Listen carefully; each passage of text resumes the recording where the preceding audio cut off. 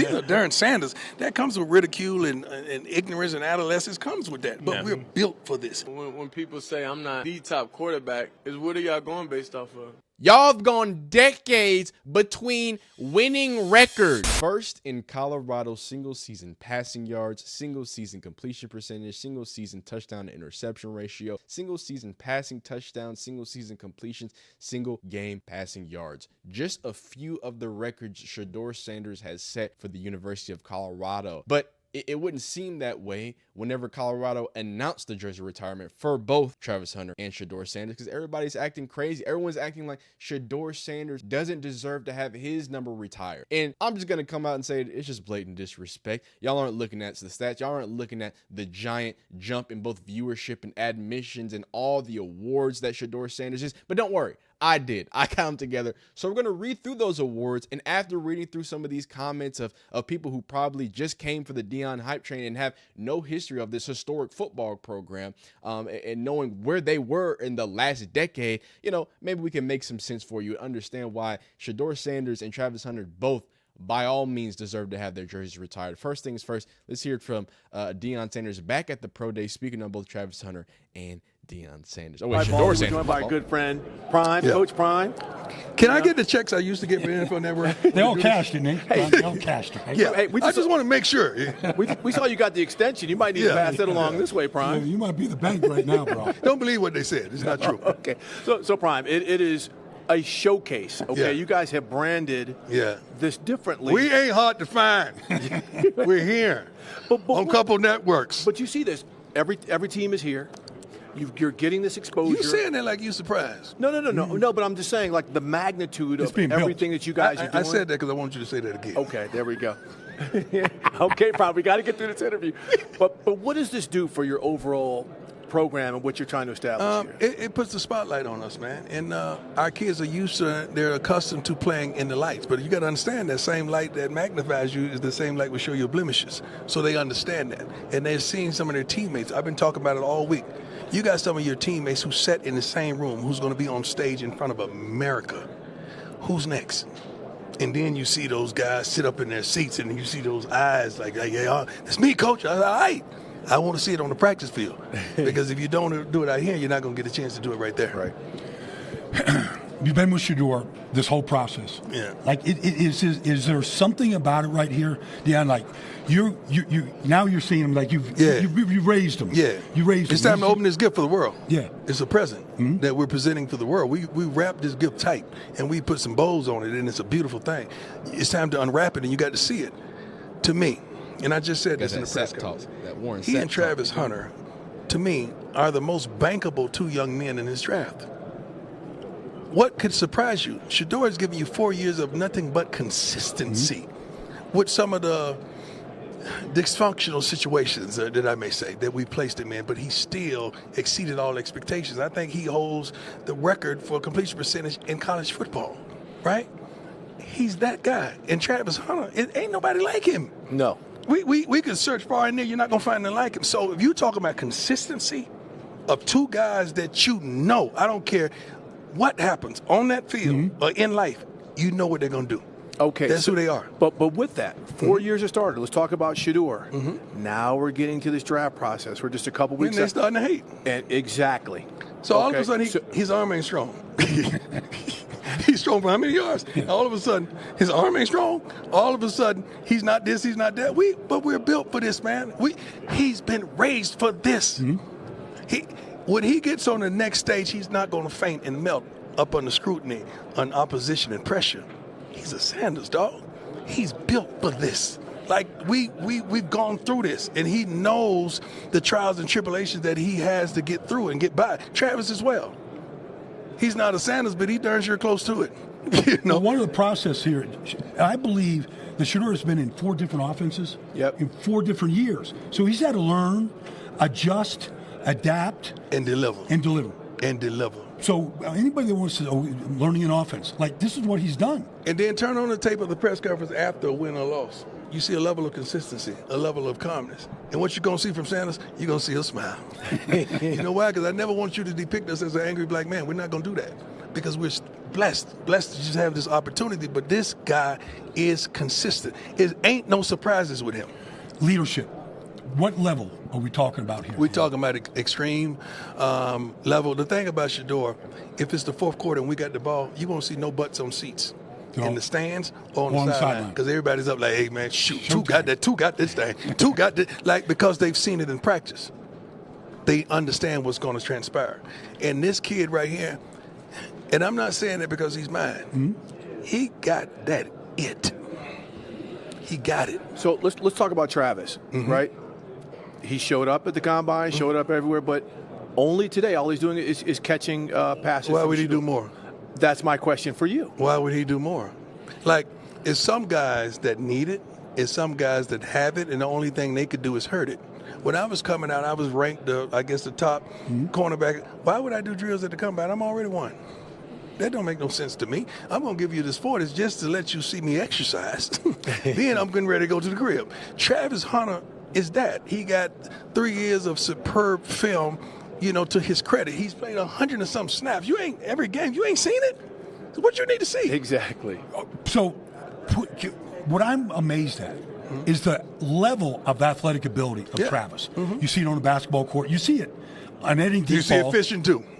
Okay. The man can fish. All right, he can bang. I kicked his butt last week, but he can fish. All right. Yeah. And he's probably video games. He's probably pretty good right there. No, he's really good at that. I don't do that. I'm a grown man. I ain't got time for no video games. I don't like them trying to silence Prime. Hey, this is a Deion Sanders interview. Y'all better have a good time, all right? But in all seriousness, first things first, like I always talk about, just the ability to have someone like Deion Sanders in your corner for both these young men. Travis Hunter with he has off the field, not negative, but off the field situations, obviously, and drama. To have someone like Deion Sanders who consistently, he's like a PR machine. When all that was going on, he was like, we ain't worried about that. Ain't nobody worried about that. Travis Hunter was worried about that. Travis Hunter was doing extra Twitch streams about that. But Deion Sanders kept strong, he kept calm, he kept collected, and he continues to do that, not only bolstering them up, but continuing to, speak the greatness of them. And we've had the conversation of the fact that people hate, the confidence that Shador comes with, the confidence that Deion comes with. But I think what they really hate is just the calmness. Like he said, he's not angry, he's not upset. It is what it is, and that is how it's going to be. But let's go deeper into what he was talking about, because everyone's talking about records, and we talked about all these other records to add on. Number one in completion percentage in FBS, period. This is just the number one completion percentage. There is no debate about it. Minimum 875 passing yards. Now, some people say, it was only 2 years. It was this, it was that. I mean, I don't know how you ever want to slice it, but number one statistically for completion percentage, minimum 875 passing yards, above greats like Colt Brennan and Colt McCoy. If you've been watching this channel, you've seen this stat. What you haven't seen is this stat. Did not realize this, but Shedeur Sanders passes within the pocket have the highest completion percentage in the country at 78.4%. Dylan Gabriel right behind. And the stats don't just stop there. And I think we already talked about the viewership. Again, Colorado leading there. The big jump in admissions. This was reported on March 11, 20% jump in admissions from them. And then let's talk about just a few of his awards. I'm not going to talk about the 8th and Heisman, but Big 12 Offensive Player of the Year 2024. First team All Big 12. AP Pac-12 a newcomer of the year in 2023. First team all transfer on 3. I don't really think that's important. SWAC champion game, offensive MVP, SWAC offensive player of the year, Walter Payton Award finalist, first team all SWAC. Jerry Rice Award, SWAC freshman of the year. And I know some of y'all who only watch SEC football don't respect HBCUs. But I guess y'all also don't respect the NFL. So I get that. Like y'all don't respect the highest form of football. So y'all don't respect HBCUs, which are an integral part of the legends of the game in the National Football League. So, hey, y'all can brush that Jackson State off all y'all want, but here we got more. At Colorado, this is on the Colorado page. This is just straight from him. One of the most accomplished quarterbacks in college football history, has finished his career with 50 games played in 4 seasons and completed 70% of his passes, 134 total touchdowns with 27 interceptions. He threw touchdown passes in 49 straight games, the longest streak in NCAA D1 FBS and FCS history, the second longest streak in NCAA history, and it would be the third longest streak in the NFL. That don't really matter. He finished his career ranked 14th all-time NCAA D1 FBF and FCS history with 14,000 passing yards.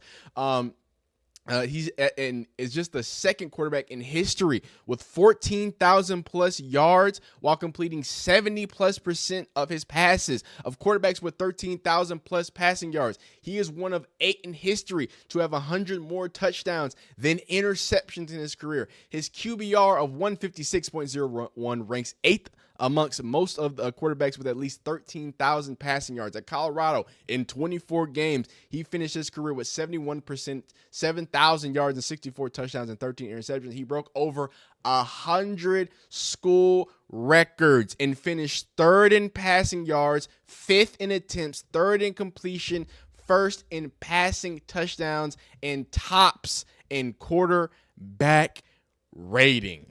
And just to show y'all, we talked about the difference in wins and losses, right? I don't know what y'all value in a football player, but again, and this is Travis Hunter. Again, y'all don't need me to convince y'all about Travis Hunter. I don't think anybody needs y'all to convince you about Travis Hunter, right? Even though Deion Sanders will. But again, 2020, we probably won't count it. But hey, technically a winning season. But I say they haven't had a winning season in 8 years since 2016. And you know what's crazier? It's like, because people disrespect history. The modern era, this anti-intellectual, anti-history, anti-truth. We're like in an anti-truth fake media type era where people's feelings get hurt and they're upset that somebody whose dad is Deion Sanders is getting a good opportunity. And I know your feelings hurt, but hey, Colorado fans that want other players retired, you probably should have told them to do that when they were going 2-10 in 2006. Their last winning record before 2016 was then in 2005. Y'all have gone decades between winning records. Decades between them. Hadn't had a bowl game since, Alamo Bowl 3, that's crazy. Anyway, haven't gone to a bowl game since 2020. Haven't won a bowl game since we don't know when. It's not a disrespect to the legendary quarterbacks that are on this list alongside with Shedeur Sanders. I do think that there are some other names in that need to have their jerseys retired. But that doesn't take away from the fact of what Shedeur Sanders has done. I'm going to read this tweet because, you know, some of my Colorado people said it. I think he really said it. I said, I saw the news about Colorado retiring the jersey. I believe strongly there should be a cooling off period, yada, yada, yada. Multiple teams. But I want to get into the names that he's talking about because this is a real thing that needs to be recognized, right? So players such as Darian Hagan, Alfred Williams, Deion Figures, Chris Hudson, Eric Bieniemy, Matt Russell, Joe Garton, Chris Nioli, Michael Westbrook, Daniel Graham, Cordell Stewart, Brian Stoneberg, Christian Farah, Chad Brown, and the countless other great Colorado players. Rashad Solomon won the Heisman Trophy in 1994, and his jersey was not retired until 2017. And what I have to say to that is y'all should have recognized greatness faster. I'm sorry. I really do apologize to these greats that should have had their jersey retired. But guess what? It's a new regime. So the should-haves and the could-haves and the might-have-beens, that was for last year, dog. That was for, years ago. That was for when y'all wasn't winning no games. But Shedeur and Travis and Deion have changed the culture. So when I change the culture of Colorado, we're going to do things differently. So yeah, the Heisman potential first top 3 pick is going to get his jersey retired. And here's what the people feel. These is on the Colorado news board. So this was a bad idea, and it's surprised Rick doesn't see how bad the optics are. Come on, with Shedeur, what a joke. He wasn't even a consensus All-American. I can think of 10 guys who are more deserving. Number 12 is a no-brainer, accomplishing more in 2 years than anyone ever did at CU. But number 2, yikes. Not surprised, but also it's a lame look. Lol, this is dumb. Travis for sure down the line, but Shedeur, yikes. Like, what are y'all basing? Oh, he's not even an All-American. He's not a consensus All-American. Is that how y'all weigh things? Because he's got Johnny Unitas awards. He's got the Golden Arm awards. He's got plenty of awards. Like, I can paint to you, oh, well, he didn't have All-American, but he has all these other awards. He's got all these other records. He was number 1 Colorado top 5 all-time passing touchdown leaders. Number 1, 2024, Shedeur was the only FBS player top 5 for completion percentage, completions a game, passing touchdowns, passing yards a game, passing efficiency with number 5. With the way people talk about Shedeur Sanders' lack of elusiveness in the pocket, you think his pressure to sack percentage was astronomical. Now, here's what I'll have to say. Quinn Ewers being at 23.2, it should be at like 77. Quinn Ewers is like a blind paraplegic duck in the pocket, but that's just from a Texas fan, so don't worry about that. Shedeur Sanders at 20.1%. Right under him, Jalen Milroe. He was the most pressured quarterback in college football last year. But he holds the ball. He does all this stuff. He runs a gimmick offense. Shedeur Sanders, 48% of his passes without the help via play design. No play action, motion, RPO, or screens. Number 1 highest rate in the draft class. With the highest rate of pressure. Highest pass completion percentage in a season since 2019. 74%. Underneath the likes of Joe Burrow at 76.3. Shout out to Joe Burrow. 77.4 for Mac Jones and 77.4 for Bo Nix. And obviously Joe Burrow had a historic season, so it's a little different for him. Completion percentage over expectations on passes over the middle of the field. Outliers, Shedeur Sanders. Completion percentage over expectations against man and zone coverage. Shedeur leads the way for the class. So when we have these conversations, I get it, guys. There are greats that need to be respected. But when we have things like this, first off, people would get on this app and say Shedeur is overhyped because of his dad is Deion Sanders, but will cheer and praise Arch Manning because of his last name. I'm a Texas fan. No one ever complains about Arch Manning. No one ever complains about Arch Manning. And I get it. He hasn't started yet. He hasn't been playing yet. He has been in front of the media. But, I mean, he's a media golden child, dog. And I love Arch. And I think he's got a different demeanor, which allows people to like it better.